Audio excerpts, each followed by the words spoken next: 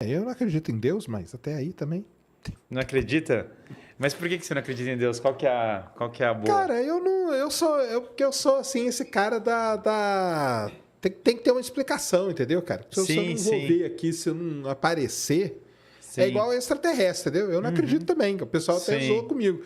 Não acredito. Enquanto ele não aparecer, igual dizia o Jô sim. Soares, Enquanto não for. enquanto ele não aparecer na Praça da Sé, cara, Uhum. eu não vou É. acreditar. É, Mas eu não. De novo, o pessoal sabe que eu já trouxe o Rodrigo Silva aqui, sim, tudo. sim. É. Eu não tenho problema nenhum, minha mãe é espírita, entendeu? Sim. E então, É.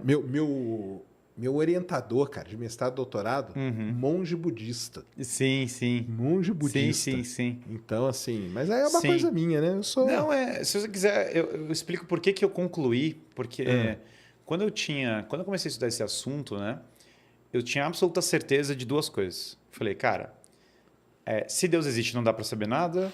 E, francamente, vou viver minha vida como se não, porque não tem nada a ver com nada. E a igreja era uma instituição manipuladora que controlou a história da humanidade e que era uma instituição para o mal. Esse é meu ponto de partida nessa discussão. E então eu entendo muito bem a perspectiva que parte do ateísmo, né? Porque era minha, entendeu? Então eu parti desse ponto. entendi. E aí eu vou te falar um pouco a linha argumentativa que me fez concluir que Deus existe, que é uma via metafísica, né? Por quê? Eu diria que a discussão da ciência provar Deus, ela não tem nada a ver, porque o método científico não tem nada a ver com a discussão se Deus existe. Então eu diria que simplesmente não eu diria que é um objeto impróprio. Você está usando uma ferramenta de análise imprópria.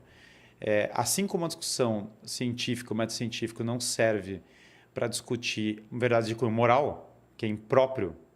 E eu falo isso em defesa do método científico, não contra o método científico. Eu falo, cara, é que é ridículo eu falar assim, vamos fazer um experimento da moral. Eu falo, cara, não é assim que funciona, verdades de cunho moral são de outra natureza.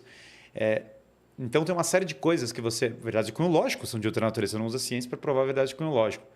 Então eu diria, em primeiro lugar, que usar a ciência para provar ou desprovar Deus é um erro de objeto. Simplesmente o objeto não se aplica. Até porque usualmente você está usando ferramentas de análise material para falar literalmente, de um objeto de análise material. Portanto, você não vai conseguir usar a ciência para provar que A é igual a A. Que dirá, porque seria argumentar em círculo, que dirá provar que Deus existe. Então, esse seria o primeiro ponto que não é por aí. Daí, por isso que eu sempre acho um pouco louco.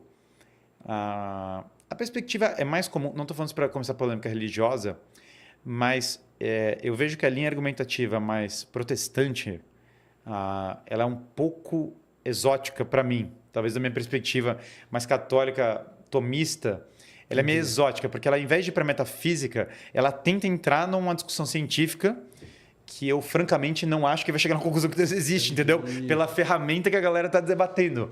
Eu acho que simplesmente não é por aí que esse tipo de argumento não me convenceria Tá. olhando por aí. Isso eu acho que é meio coisa de protestante, mas não estou falando como pejorativo em relação aos protestantes, eu estou falando que não é incomum. E um dos motivos do porquê eu acho que acontece isso é porque na tradição católica tem uma discussão muito grande sobre metafísica. E a metafísica foi muito perdida como ferramenta de análise.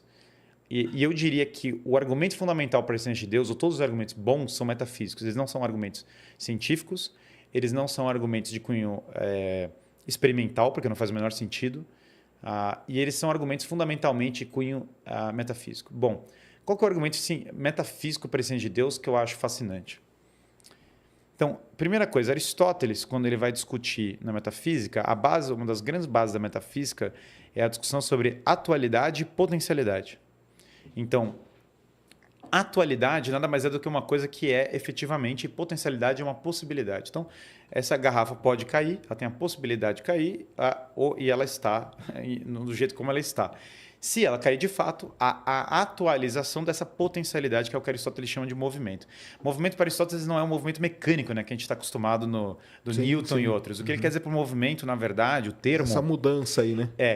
que é a passagem da potência ao ato. Isso aí. Então, essa garrafa, se ela não tivesse a potencialidade de cair, simplesmente não se aplicaria a queda dela, portanto, a potencialidade não é total. No entanto, Aristóteles vai falar tudo que nós percebemos no mundo está em movimento. Porque tudo que nós percebemos está passando da potência ao ato o tempo todo.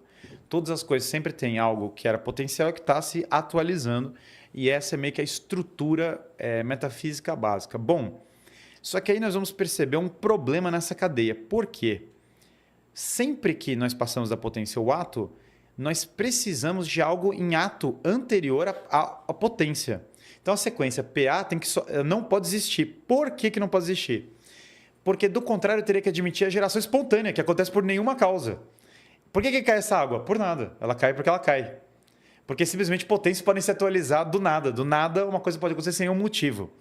Não, Aristóteles fala, justamente porque nada pode ser totalmente arbitrário, arbitrário que eu quero dizer, sem uma causa, é necessário algo em ato anterior para que a potencialidade se atualize. Então, tem um outro ato externo ou interno, ou seja, vinculado à própria... alguma coisa que faz cair. Algo real é necessário para que a água caia. Se algo fosse só potência, não atualizaria. Então, a sequência natural não é PA, ela é APA. Ou seja, um ato move algo da potencialidade para a atualização dessa potência. Força igual a massa vezes aceleração. Pois é, uma série de coisas, Aristóteles argumentaria que 1000 coisas que você vai ver na realidade, que você pode discutir de vários itens, vão se encaixar nessa estrutura metafísica. Que a estrutura metafísica é meio até o próprio trabalho da inteligência. Bom, só que tem um detalhe então. Quando a gente olha o universo, toda a sequência causal imediata do universo precisa ter uma sequência causal. Uma coisa gera outra, uma coisa gera outra. O universo, como um todo, ele tem uma série de leis e processos e outras coisas que estão efetivamente em curso. Eles não são potência, eles são reais, eles estão em ato. O universo existe. Esse é um ponto uma das premissas do argumento. Dado que o universo existe, e dado que a sequência está em curso, ela obrigatoriamente tem uma origem. Por que ela obrigatoriamente tem uma origem? Porque se eu falar que ela não tem uma origem, ela não tem uma causa. E se ela não tem uma causa, ela não existiria. Porque eu acabei de falar que para ter P e A, para atualizar a potência, eu preciso ter um ato anterior. Ora, o que é um ato anterior a toda a sequência de movimentos do próprio universo? Esse ato anterior, ele não pode ser estritamente material. Por que ele não pode ser material? Porque ele é anterior exatamente a um dos movimentos mais importantes que nós temos no mundo, que é a matéria. Por definição, se a matéria tem uma causa, a causa da matéria tem que ser anterior à matéria. Ele não pode ser espacial na maneira como nós imaginamos, ou temporal da maneira como nós imaginamos. Por quê? Por definição, ele está causando, ele é anterior na tabela àquilo que é espacial e àquilo que é temporal. Portanto, como ele é anterior na cadeia, ele não é nem espacial nem temporal. Aí é a quântica, né? Mas mesmo a quântica... Aí é mecânica quântica. Mas mesmo que você... Sim, a mecânica quântica tem tudo a ver com isso. Mas veja que mesmo que eu insira vários elementos, todos os elementos que estão em movimento, eles vão me voltar para uma causa que tem que necessariamente não estar em movimento. Por quê? Se essa causa está em movimento de qualquer nível, e a mecânica quântica claramente está em movimento em vários aspectos, se essa causa está em movimento por qualquer nível, eu novamente volto a PA. Portanto, eu volto a necessitar de A para ocasionar a transposição de P para A.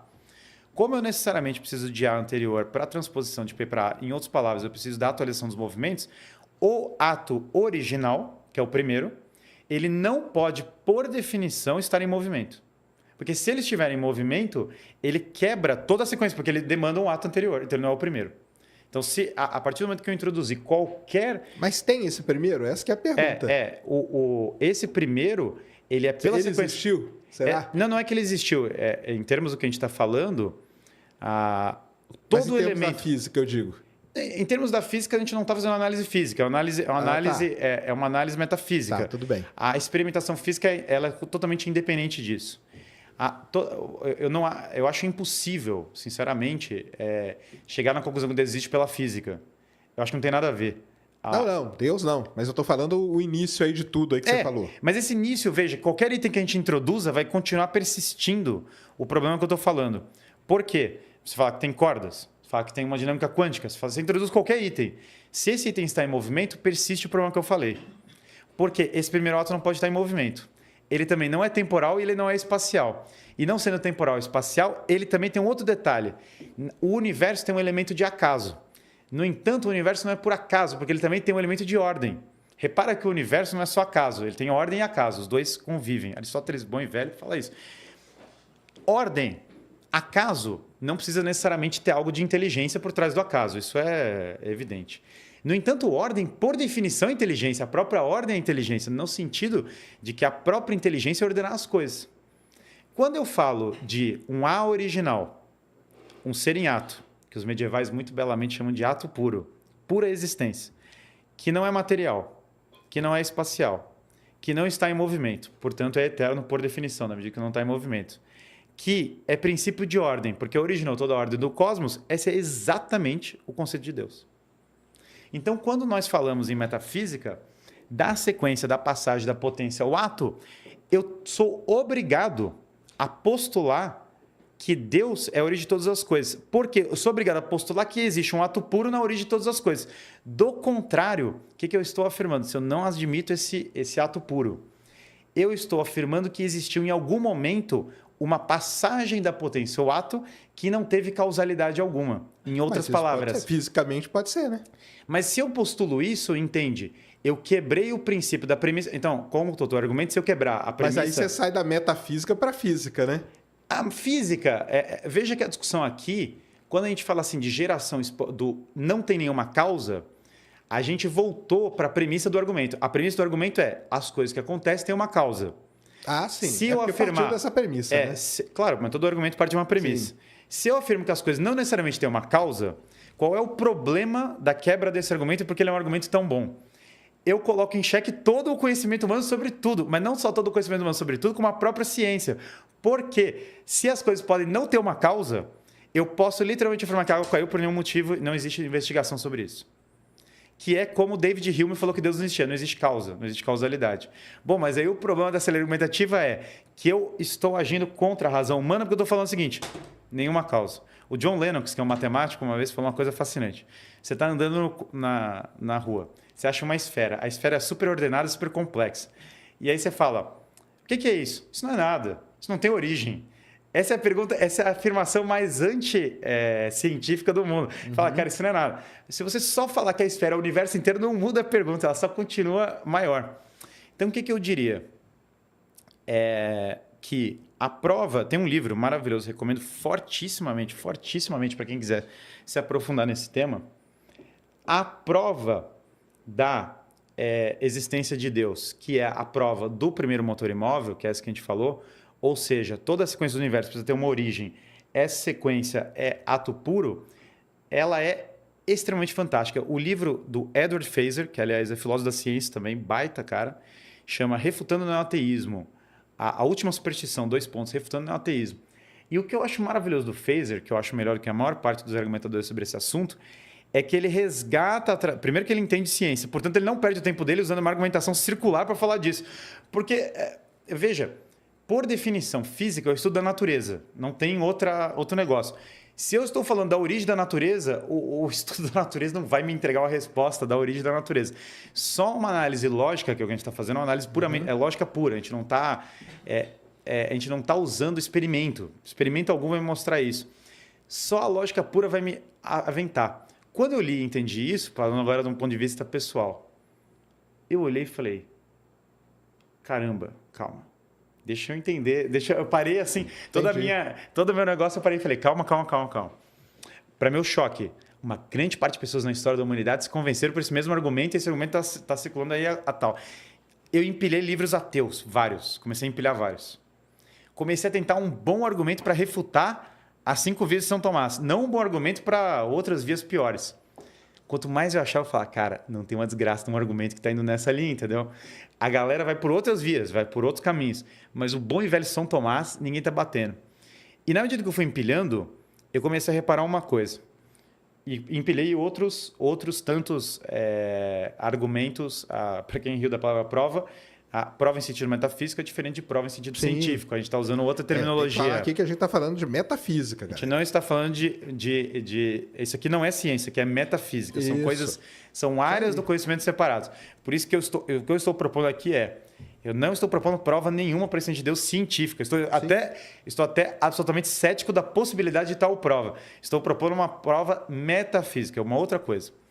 Aí eu empilhei os livros ateus, vários, Dawkins, a galera toda, comecei a ler. E eu empilhei outros livros cristãos, desses que eram de linha metafísica. Eu comecei a ler, eu falei, cara, tem um problema aqui para mim, né? Os livros ateus que eu estou lendo conhecem o argumento, e incito as pessoas a ler esse livro do Phaser, fortemente. Os livros ateus que eu estou lendo conhecem o argumento, não conhecem o argumento cristão, mas os livros cristãos conhecem o argumento ateu. Eu falei, pô, alguma coisa está errada nessa história. Porque nunca no livro ateu eu estou vendo um argumento cristão bem colocado. O argumento cristão que eu falo, na verdade, é o argumento metafísico que vem de Aristóteles. Essa demonstração que a gente está falando está na metafísica de Aristóteles. Não foi criada por ninguém cristão, é anterior ao cristianismo. Lembrando que Sócrates, Platão e Aristóteles concluem que existia um Deus único. Sem cristianismo, sem fé, sem nada, por meio da razão natural, falar, cara, a única possibilidade é que existe um Deus único. Então isso aqui é independente da fé da pessoa. Eu, particularmente, sou uma pessoa que tem fé, mas isso não prescinde da fé. Claro, de uma maneira muito notória, o padre Copleston, que escreveu a História da Filosofia, reiterou esse debate com Bertrand Russell, de uma maneira muito notória no começo do século XX. E aí eu fui assistir esse debate, e aí eu entrei numa coisa, Sérgio, porque é o seguinte, eu comecei a ler tudo para me provar errado. Porque eu falei, cara, Entendi. se alguém provar que esse argumento tão simples, que eu acabei de falar, mas ao mesmo tempo belo, porque a simplicidade também é beleza em termos científicos, que esse argumento está lá no Phaser, está lá em São Tomás, que está literalmente na Suma Teológica. Texto medieval, Idade das Trevas, está lá escrito, mas está na Metafísica de Aristóteles. Se alguém me provar esse argumento errado, Beleza. eu não preciso acreditar. Aí você está tentando. Eu estou há 32 anos esperando alguém me provar esse argumento como errado. E nesse tempo, não só eu fui descobrindo que esse argumento não tem uma boa refutação, como na verdade o homem moderno só fala assim, metafísica não existe, causalidade não existe. As respostas contra eram piores do que a encomenda, sabe? Na minha leitura. Entendi.